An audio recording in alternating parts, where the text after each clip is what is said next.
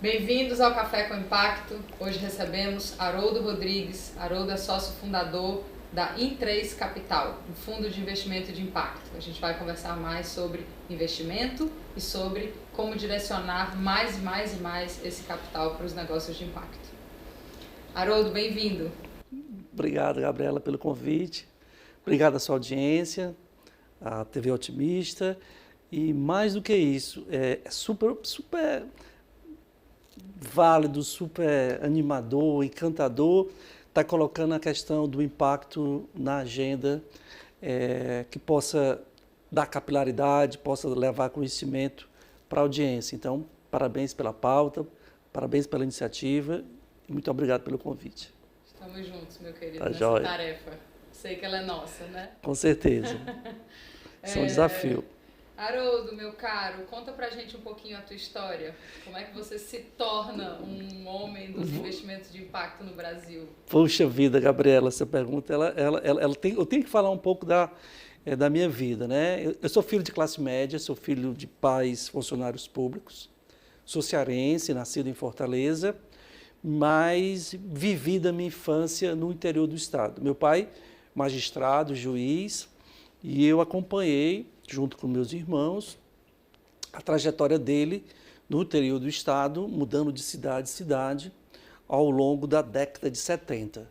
Então, eu fui criado na escassez climática do nosso semiárido, da nossa caatinga, vivenciando essas alternâncias climáticas de enchentes e de secas,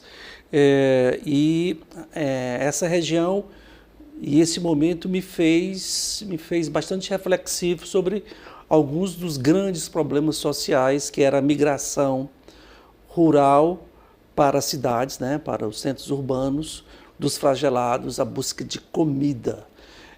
A década de 70 no nosso estado ela foi muito degradante para os homens do interior, as famílias do interior, e aquilo para mim era algo muito surreal, porque na minha casa, por privilégio, não faltava comida, e como aquilo era fator de sobrevivência, a busca de comida desses flagelados, dessas famílias.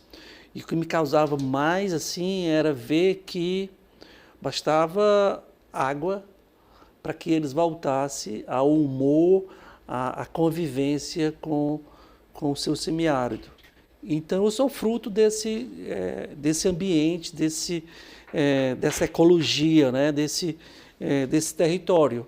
Fiz uma trajetória totalmente acadêmica, eu tenho uma trajetória totalmente acadêmica e fui gestor público de alguns órgãos do Estado e em 2016 eu estourei a grande bolha da minha vida, foi largar uma vida estável de gestor acadêmico, gestor universitário, para gerar riqueza de outra natureza. E foi aí que eu comecei a entender que eu poderia colocar também na agenda do desenvolvimento do Estado os negócios que geram, como você muito bem falou no início, que geram impacto, né, que geram benefícios sociais, ambientais, em cima de modelos econômicos que sejam sustentáveis para a nossa sociedade. E nada melhor do que assumir esse desafio para poder ainda buscar respostas para aquelas perguntas que ainda mantenho com elas, que na minha infância eu me fazia de como superar e dividir um pouquinho dos meus privilégios. Então foi isso que sempre me motivou. Eu falei que sou da universidade, sou da formação acadêmica, então buscar respostas, né, sempre foi o meu desafio. E é isso que eu ainda procuro fazer, mesmo estruturando negócios e investimentos para mudar a realidade da minha gente e do seu território, né, que é o sentido de investir em negócios de impacto. Que lindo, Haroldo. Não conhecia essa história. Pois é. Queria pontuar que num determinado momento você estava contrapondo a realidade da sua casa com a realidade fora da sua casa, vendo pobreza fora e condições mínimas materiais dentro. E aí você fez assim, aí você quis dizer graças a Deus e depois você respirou e falou graças a privilégio. É verdade. É muito bonita essa transição, porque a gente não pode imaginar que Deus bota você com tudo que você precisa e a pessoa do lado de fora de casa sem nada do que ela precisa. É verdade. Não pode ser Deus, é desigualdade, né? É verdade, é verdade. Não é possível, né? É privilégio. Total, na veia. Que lindo. Isso, que legal. Foi lindo ver isso. Obrigado, Gabriela. Então vamos começar do começo. O que é investir em negócio, independente de ser negócio de impacto ou não? Essa pergunta, ela traz ao lugar comum, é você dar vida ao seu dinheiro, sendo que ao invés de você cruzar os braços e ir para um modelo de rentização, que é o lugar comum, né? Você normalmente se investe onde? Isso, quando você tem a necessidade de investir em negócios, você está querendo dar vida para esse negócio.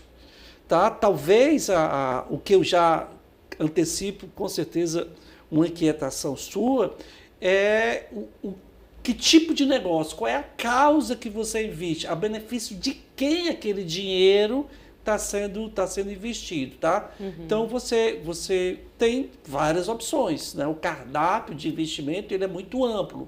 Você pode escolher investir em pedras preciosas, você pode investir em bolsas de valores, em empresas de capital aberto, que assumem alguns compromissos, e você pode investir em negócios na fase inicial, pode investir em negócios de base tecnológica, e você também pode investir em negócios que têm um DNA, tem um core, tem uma essência de gerar benefício social, gera solução para a necessidade da sociedade e que é ambientalmente saudável, que é ambientalmente consumido, seja que de natureza for.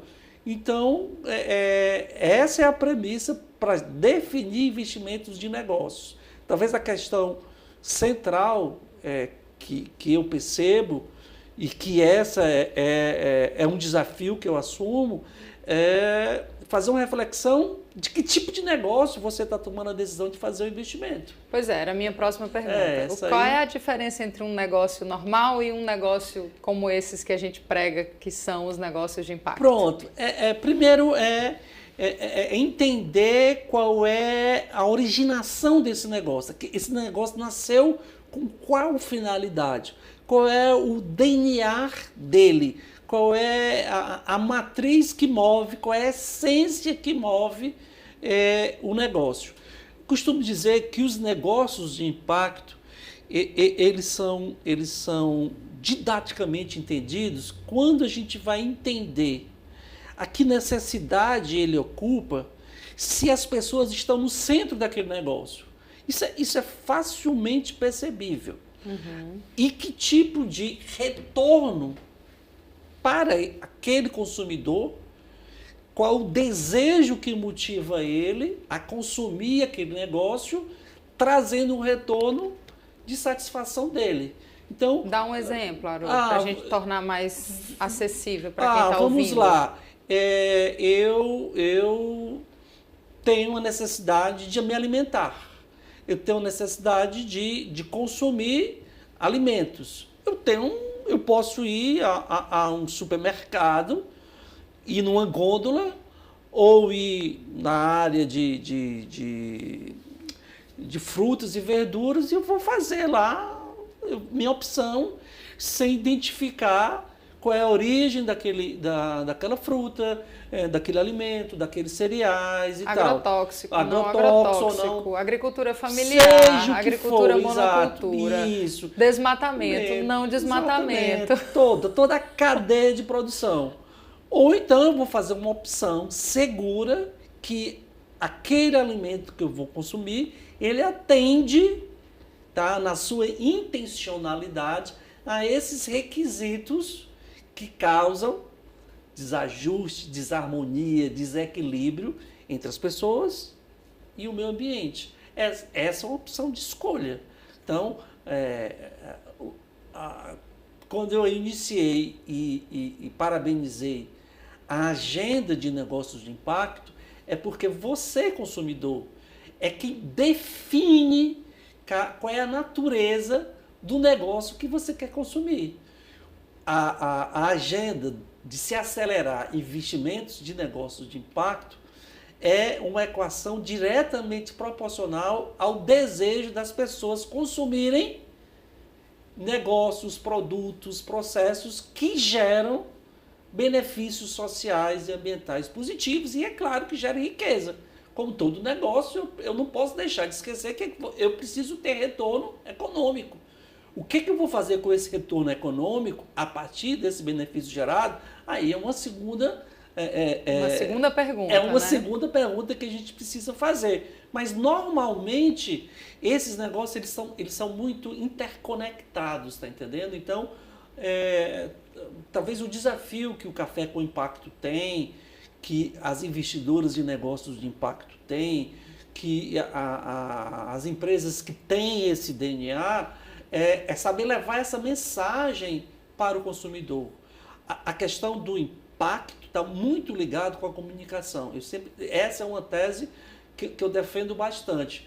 Se a empresa que tem esse DNA não souber comunicar o que aquilo tem de valor para o consumidor, muito dificilmente a percepção de valor vai ser consumido pelo cidadão. O cidadão a pessoa é o ponto-chave dessa equação. Haroldo, o que você acha que veio primeiro? Veio primeiro o consumidor ou veio primeiro lideranças que compreenderam que a gente tem pouco tempo, que a crise climática, que a desigualdade, e começaram a modelar negócios que trouxessem esses benefícios, e aí um consumidor falou, opa, aí então eu prefiro?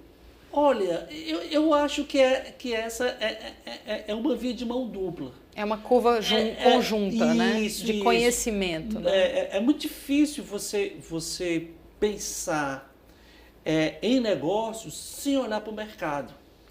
E esse mercado aí vai dialogar com quem consome.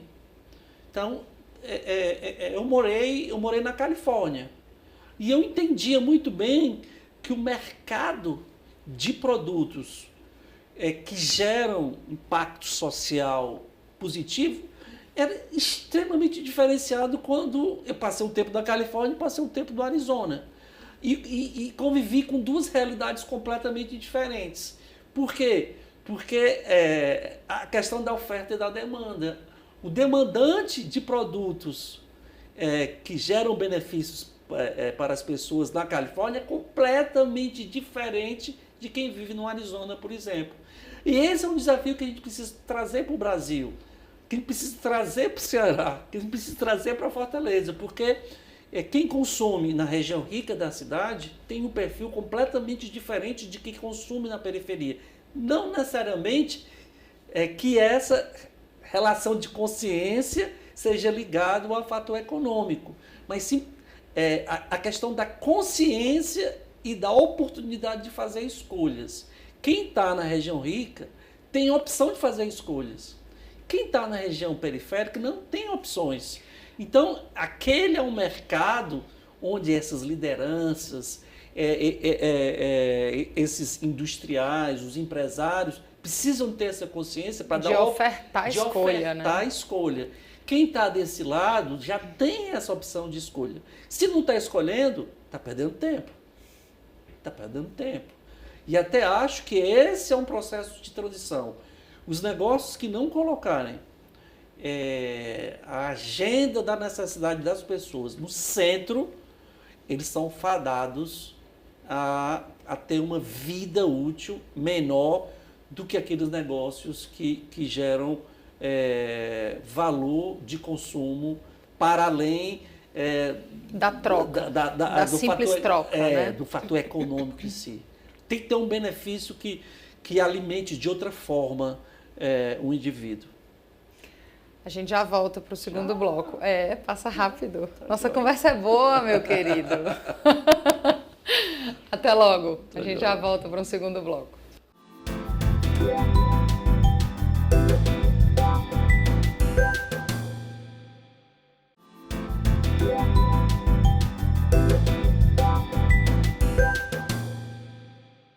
Estamos de volta para um segundo bloco do Café com Impacto. Hoje recebemos Haroldo Rodrigues, sócio fundador da In3 Capital, um fundo de investimento de impacto. Haroldo, queria fazer contigo um letramentozinho, dicionário de investimento. Olha que de impacto. Tem várias nomenclaturas aí. Pois é, e são todas em inglês, né? A gente sabe que, infelizmente, esse é um ambiente ainda que carece de muita acessibilidade e um dos objetivos da gente estar aqui juntos hoje é esse. Ok. Então, vamos lá. O que diabos é Venture Capital? Gabi, antes de entrar na pergunta objetiva, a gente precisa sempre, para a gente saber fazer, a gente precisa ver, a gente precisa enxergar. Ninguém vai fazer nada sem conseguir enxergar. A questão dessa nomenclatura, ela é fruto dessa globalização que a gente vive. Hoje a informação ela não tem mais distância e não tem mais tempo. Ela é imediata. Então, você entra aí no metaverso, você entrar nos chats GPTs, da vida, isso e tal. Então, e a tendência global, e isso é definida pelo mercado, é se padronizar tudo. Trazendo para o português é estandartizar tudo. Então, quando a gente começa a conviver com essas expressões do inglês, que você pergunta que diabo é Venture Capital, é porque há uma certa padronização e sistematização dessas nomenclaturas que acaba sendo lugar comum. Até porque hoje os negócios, não existe mais mercado interno e mercado externo, ele precisa ser global. Não é porque se vive no Ceará, que é do Nordeste, que tem 85% de caatinga e tal, que a gente vai deixar de pensar grande. Eu acho que essa é uma barreira que a gente precisa ultrapassar. E que a gente não vai acessar a capital do mundo inteiro. Exato. Então, a gente já precisa só entender o que é essa nomenclatura traduz. Tá? Então, Venture Capital é capital de risco. É um capital que é colocado à disposição do empreendedor ou do investidor. Eu tenho uma investidora e eu capto o investimento. E esse investimento eu vou decidir eu costumo dizer, qual é a cor desse dinheiro, qual é o risco que eu vou tomar para buscar esse capital, para ofertar para empreendedores. Então, estou fazendo uma operação de risco. Então, qualquer capital que tem risco, a gente chama de Venture Capital. Então, não se assustar, é só saber, né, enxergar qual é a cor e com quem você está lidando para tomar esse capital de risco. E por que chama capital de risco? Porque o retorno econômico não é assegurado naquele estágio do negócio. E isso envolve startups em geral. Pronto, negócios em geral. Aí você entra. Eu não quis denominar startups porque eu entendo. São startups. Ponto.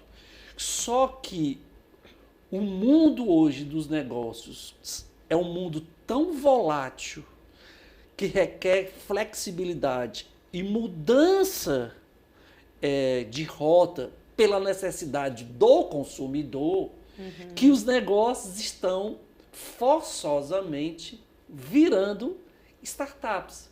O que é startup? Pronto, startup é uma empresa cujo modelo de negócio ainda está em processo de validação. Como o desejo do consumidor requer mudanças de rotas nos negócios, esses negócios, quando eles começam a atingir um nível de maturidade, ele tem a necessidade de performar noutra direção. Então, o mundo, antes dessa nova era da industrialização, ele vinha numa linearidade. Agora não, o mundo é o mundo VUCA. né? Mundo volátil, incerto, complexo, ambíguo. Sabe por que ele é volátil, ele é incerto, ele é complexo e ambíguo? Por causa das pessoas. É essa a peculiaridade que a gente precisa entender. Então, grandes corporações, grandes negócios tendem a ser pequenos negócios.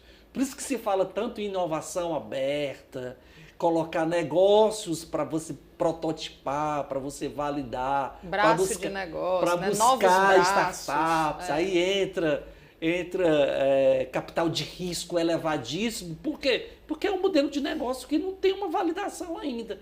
É o que eu mais faço. Eu lido com capital de risco 24 horas por dia. Eu não posso tratar um investimento de negócio de impacto cuja validação do benefício social e ambiental ainda não está definida através de métricas de avaliação dos indicadores, diferente de um negócio que já tem uma linha de produção estabilizada. Não pode tratar do mesmo jeito. Não posso tratar. O risco desse capital é completamente diferente. A escala desse negócio é diferente.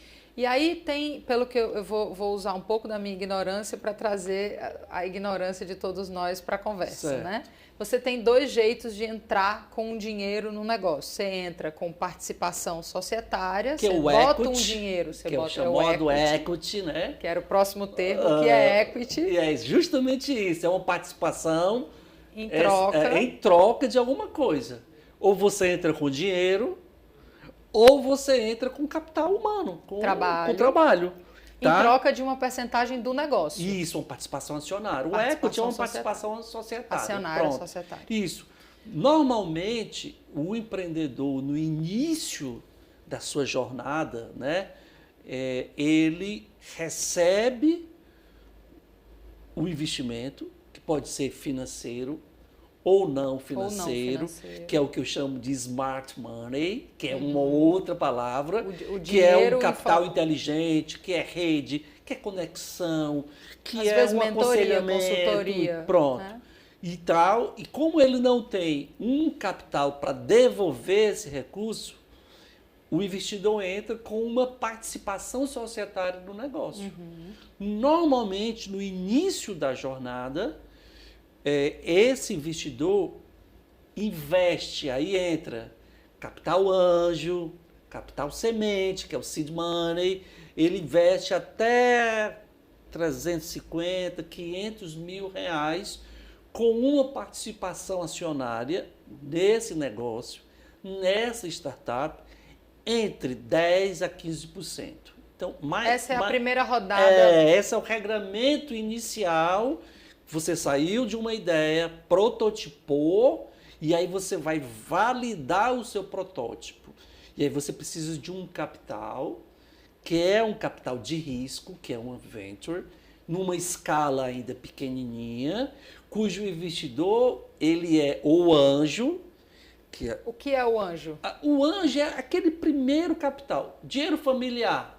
Não, mas é aquele, por exemplo, que dá e não quer nada em troca? Porque esse nome ele é meio sugestivo. Não é que ele não queira nada em troca. Ele é paciente. Mas ele faz em troca do mesma percentagem societária. Essa é uma negociação que você define. Certo. Normalmente, essa primeira perna desse capital, porque normalmente quando a gente fala investidor, a gente fala sempre ou em empresas, ou famílias, ou pessoas. Mas você pode ter o poder público como investidor também. Normalmente. E deve. A cor desse capital, né, do capital anjo, normalmente vem dos fundos subvencionados. São aqueles que são concessionais, aqueles que você investe sem retorno financeiro. Principalmente para você prototipar. Para validar. Aí entra os ambientes das universidades, os ambientes de incubação, os ambientes de aceleração, as incubadoras e tal. O capital, depois dessa prototipagem, é o capital que a gente chama de seed money, que é aquele que você vai validar o seu protótipo, que você vai deixar ele preparado para começar a ter uma escala comercial. Aí, quando você chega nessa fase, é que vem o grande vale, conhecido vale da morte dos negócios. É você sair de um ambiente de controle, que é o ambiente de validação. Isso se refere para os negócios de impacto da mesma forma. Isso, tudo isso é igual nos negócios de impacto. Igual. O que vai mudar é a intencionalidade. É para que a gente brinca do brinquedo, exatamente. Né? Quando você se refere a negócios de impacto, normalmente você constrói uma matriz de mudança para você validar. São indicadores que irão mensurar qual é a mudança que aquele negócio vai fazer no desejo do consumidor, que está consumindo ele. Se eu tenho, vou dar um exemplo, eu tenho um investimento numa plataforma que atende à necessidade de usuários do transporte público que se sentem assediados durante o seu deslocamento. Tá, ok? Como é o nome desse negócio? É a plataforma Nina, que está ligado ao aplicativo do Cid Ônibus de Fortaleza. Então, eu preciso definir indicadores que irão me dar resposta se aquela ferramenta vai atender à necessidade da usuária ou do usuário, independente da necessidade de quem vai utilizar. Uhum. E aí você precisa definir muito bem qual é o indicador correto para que eu possa validar. A cor desse dinheiro é um capital que a gente chama de impacto.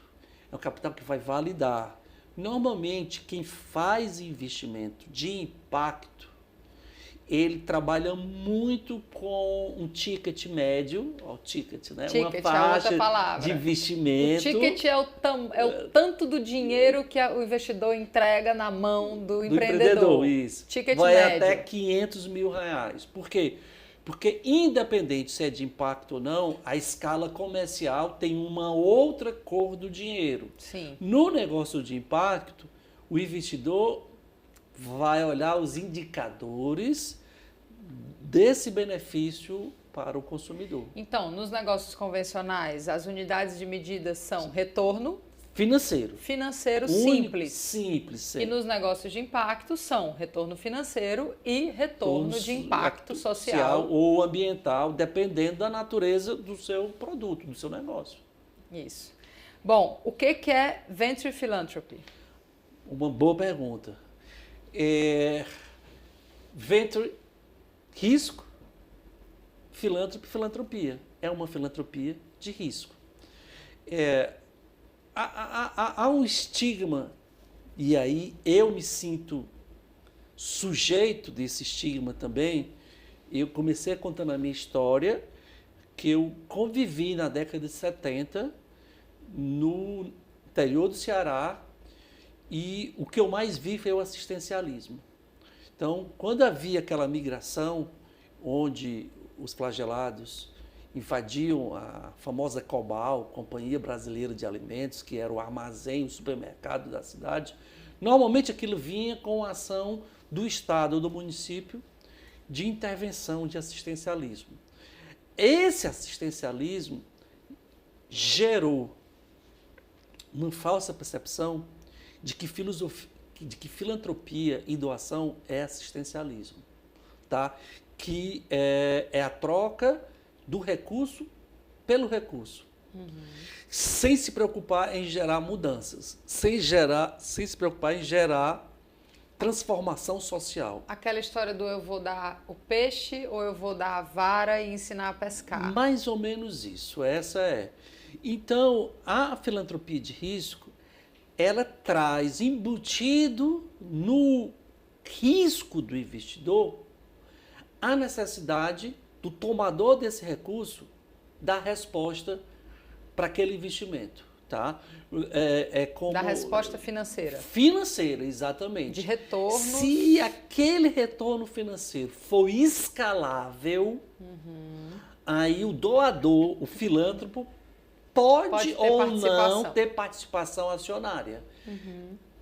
O que a Em3 fez durante os primeiros 5 anos dela, foi filantropia de risco. Nós assumimos para os negócios nossos um risco total. A gente fez capital anjo e fez seed money sem nenhuma participação societária.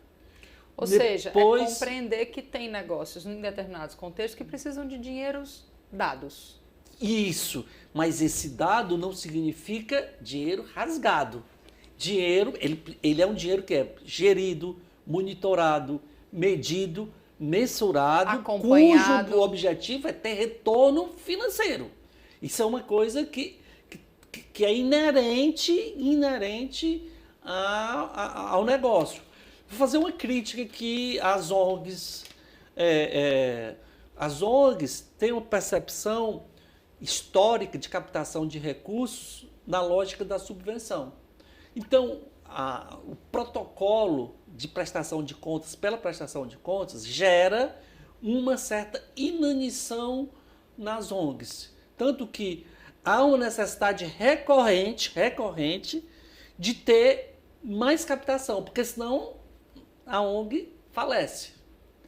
Quando, na verdade, se a ONG tivesse como responsabilidade dar retorno ao investimento, e esse retorno é retorno financeiro também para retroalimentar a sua própria organização, a capacidade de captação era maior. E esse financeiro não necessariamente é o din-din, mas é você transformar din-din em impacto. Aí eu faço o contrário, impacto em din-din, porque também. O impacto chama mais investidor. Tem investidor que tem causa. Eu vou te interromper, porque a gente vai fazer um rápido intervalo e já volta para mais um bloco. A conversa é boa, vai indo. A gente já volta.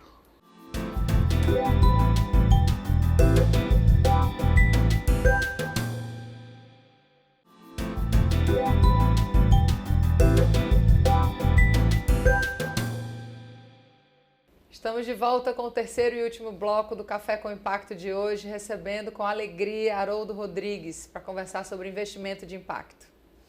Haroldo, qual é o perfil de quem já entendeu isso e já faz investimento de impacto no Ceará? Não sei se você consegue investidores cearenses, no Ceará e no Brasil hoje. Bom, eu só queria dizer para a sua audiência que a conversa no intervalo é muito rica e muito produtiva.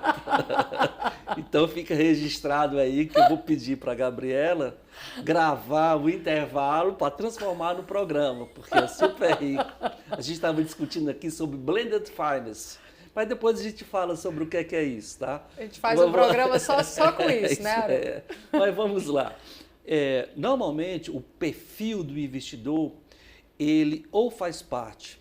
Primeiro, ele precisa ter um lastro que permita fazer investimentos alternativos. A estratégia para a gente buscar investimentos de impacto é chegar para grupos familiares ou para negócios e colocar na mesa mais uma alternativa de investimento. O objetivo não é desconstruir o investimento tradicional, de forma nenhuma, não entro no mérito, mas também é admitir que há a possibilidade de fazer negócios de impacto. Há uma tese de algumas investidoras que fazem gestão de fundos familiares que a família deve investir de 2% a 3% do total desse fundo em negócios de impacto que conversem, que dialoguem com determinadas causas que a família entende como extremamente importante para manter o legado daquele patrimônio dela. Normalmente, o patrimônio, né, o lastro familiar, vem associado a algum negócio. E esse negócio faz uma interface com alguma causa de natureza social ou ambiental.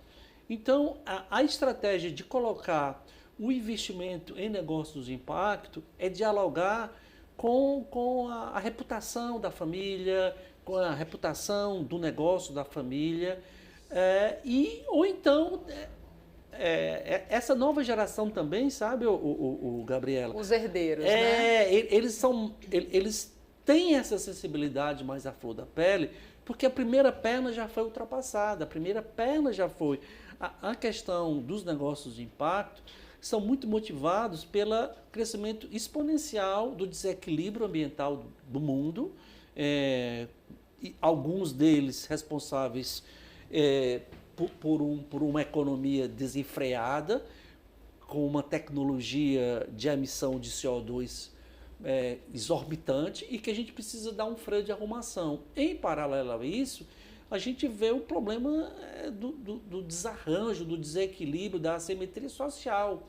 Então, hoje os super ricos, as famílias, os lastros familiares, eles dialogam muito próximo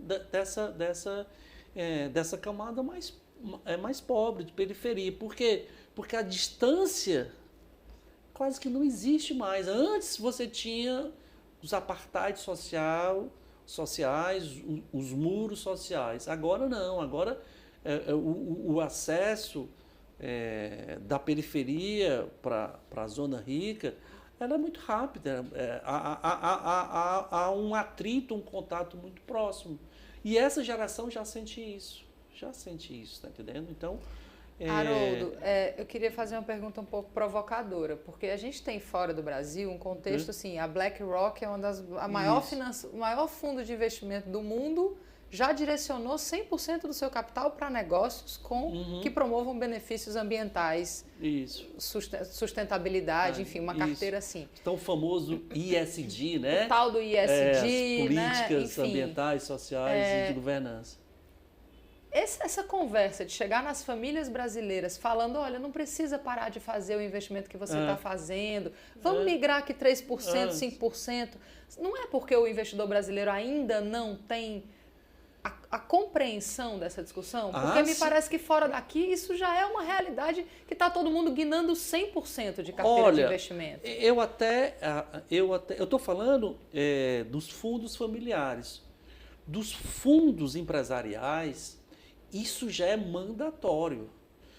Dinheiro novo, internacional, venha da onde venha, se vem da Europa, dos Estados Unidos ou lá dos Emirados Árabes e tal, que são mais ortodoxos, mais convencionais, forçosamente precisa ter contrapartida de investimentos sociais, ambientais e uma governança que escancare que esse investimento está gerando novas políticas sociais, ambientais dentro do negócio que geram benefícios na cadeia do negócio. Isso é forçoso.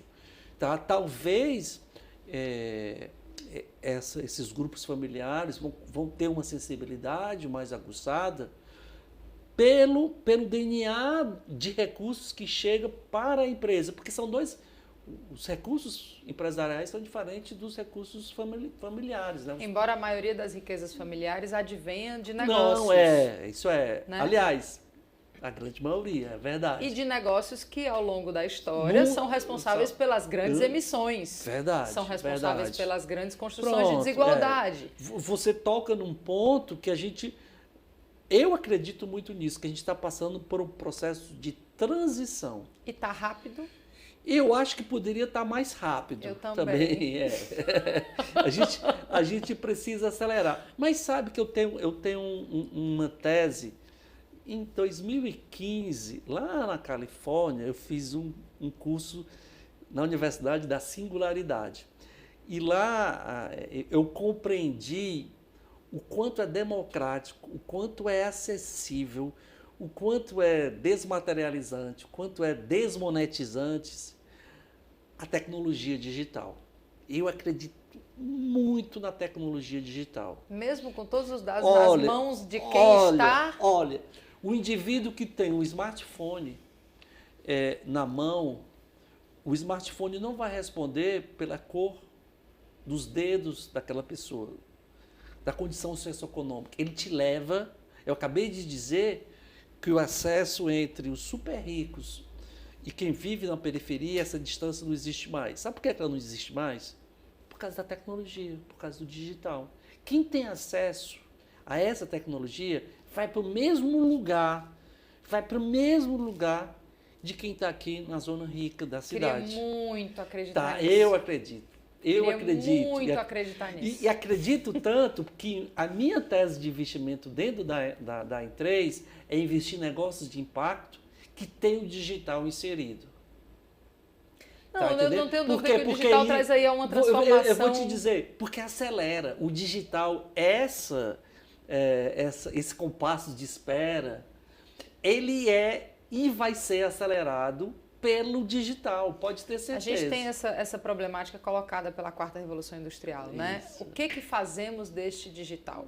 Se a gente reproduzir com a quarta revolução industrial a mesma coisa que a gente fez com a segunda... Ah, não, aí vai ser... Aí vai tá tudo ser, perdido igual. Tá. A gente vai para o mesmo lugar errado. Então a tecnologia por si não nos garante o rumo para onde ela vai. Não, a tecnologia é meio, ela não é fim. Ela é meio, nós somos o planeta, né? Essa relação, esse equilíbrio, né? Essa ecologia é que vai garantir tudo isso. Mas Exato. eu estou falando em termos de acessibilidade, em termos de diminuir... ela tem o potencial de... Tem. Eu Concordo, preciso ela tem o acreditar, potencial porque senão você não consegue trabalhar segunda-feira. Eu não vou fazer investimento, né? Eu preciso acreditar. O que eu não posso é abrir mão dos meus valores dentro dos meus investimentos. Sim. E eu preciso acreditar. Se há uma distorção, uma distopia disso, eu vou ter que assistir. Trabalhar contra, né? E vou tentar, naquilo que eu faço, mudar a rota. Então... Haroldo, ainda continuando sobre acesso, né? Certo. Eu adoro nossas discussões. Eu sei que você também é dos meus. Bem provocativo. Aqui falando de acesso. Uhum. Qual é o empreendedor hoje que chega num dinheiro de investimento? Tem mais gente chegando, tem diversidade chegando, tem gente periférica chegando, tem população negra chegando, tem população indígena chegando, tem LGBT chegando. Me ajuda. Vamos lá. Eu acho que a gente tem aqui algumas insinuações bem fora da curva. Primeiro, há uma concentração de dinheiro, de empreendedores, logicamente, oferta e demanda desse recurso, aonde tem mais riqueza no país. Aí eu estou falando na região sudeste do país. Então, isso é fato. A gente tem ainda uma jornada muito grande, mas a Em3, ela é uma investidora que acredita em negócios de impacto no Ceará. E a gente tem perseverado há 7 anos. Tem colocado de forma muito concisa, de forma muito objetiva, com muito foco. Só para você ter uma ideia, 2 investimentos nossos já viraram políticas públicas em negócios de impacto. Olha a dimensão disso. Eu não estou falando de retorno financeiro. Eu estou falando de política pública social a partir de um negócio. A plataforma Nina hoje é uma política de combate ao assédio sexual da Prefeitura de Fortaleza, dentro do transporte público de Fortaleza. Isso é muito nobre, é muito caro. Então, a acessibilidade e o acesso é uma resposta imediata à oferta e à demanda. Talvez o que a gente esteja fazendo aqui, o Café com Impacto, essas provocações que a gente faz, a comunicação, essa tradução, esse letramento, é acelerar esse processo de oferta e de demanda. Tá? Você quer dizer, quanto mais gente e ambiente a gente tiver pronto para isso, mais um empreendedor vai conseguir acessar. Com certeza. Quanto mais bons negócios de impacto estiverem na mesa, mais a possibilidade de investidoras captar investidores. Está entendendo como é que é? Então, esse é um processo que requer muito foco, que requer muita governança, que requer um compliance, uma reputação, sabe? É Muita algo. transparência. Isso é um trabalho onde a direção é mais importante do que a velocidade. Porque nesse caminho, se você for com velocidade, a capacidade de distorção, É imenso. de haver uma corrupção, essa corrupção é uma distorção do valor, você fica corrompido do ponto de vista do seu propósito, dos seus valores. Então, focar nos seus valores, focar no seu propósito, focar para aquilo que aquele negócio, que aquele dinheiro vai servir, requer muita determinação, porque é uma disrupção que a gente está vivendo. Tem muita transição de paradigma, Tem, né, Haroldo? tem, Eu acho que a gente tá, eu acho que o mais desafiador nos 3 níveis, né, nos níveis pessoais, interrelacionais e sistêmicos, é que as transições não estão sendo de década, geração, é de paradigma. É verdade. E um paradigma, ele leva 30 anos para se construir, mas ele está levando 2 para se desfazer. E a pandemia botou, acelerou isso, né? Então, eu às vezes tenho empatia, assim, por quem resiste. Porque eu digo, poxa, deve ser desafiador mesmo. Vindo de onde você está vindo, entender para onde a gente está indo. Não, é por isso que eu preciso ter algumas ancoragens. A ancoragem da tecnologia, do digital, para mim, ela é muito importante, porque ela me traz respostas para essas mudanças muito rápidas. E se eu posso resumir um pouquinho da minha personalidade, eu sou muito disruptivo. Eu acredito muito na ruptura de padrão e na criação de novos mercados, de novas condutas, de novos valores. E o agendamento dos negócios de impacto no nosso ecossistema, no nosso território, é moeda de primeira necessidade. Negócios de impacto em regiões desiguais e assimétricas é sopa no mel para quem está pensando em levar soluções para a sociedade. A gente vive aqui um ambiente extremamente promissor para isso. Então, é isso que me sustenta, é isso que me ancora. Eu preciso acreditar em alguma coisa. Essa foi a grande ruptura e que com muita perseverança, com muita determinação, com muita objetividade, assertividade, sem ter pressa de que esse sarrafo, ele cada dia aumenta mais. Ele aumenta mais. Se eu ficar parado, eu vou ultrapassar o sarrafo de ontem, sabendo que amanhã ele vai estar mais alto. Então eu preciso correr para manter o meu sarrafo de ontem e poder superar o sarrafo de amanhã. Esse é o desafio de qualquer empreendedor, ainda mais colocando o impacto como uma necessidade, um gênero de primeira necessidade para regiões como a nossa. Então, sem pressa e sem pausa, né? Exatamente. Não dá para parar, não. Se parar, você fica. Obrigada, Haroldo. Não, Gabriela, muito obrigado também. Adorei nossa conversa, tá, como joia. sempre. Não, muito legal, muito legal. Muito bom. Este foi o Café com Impacto, com Haroldo Rodrigues, discutindo investimento em negócios de impacto. Até a próxima.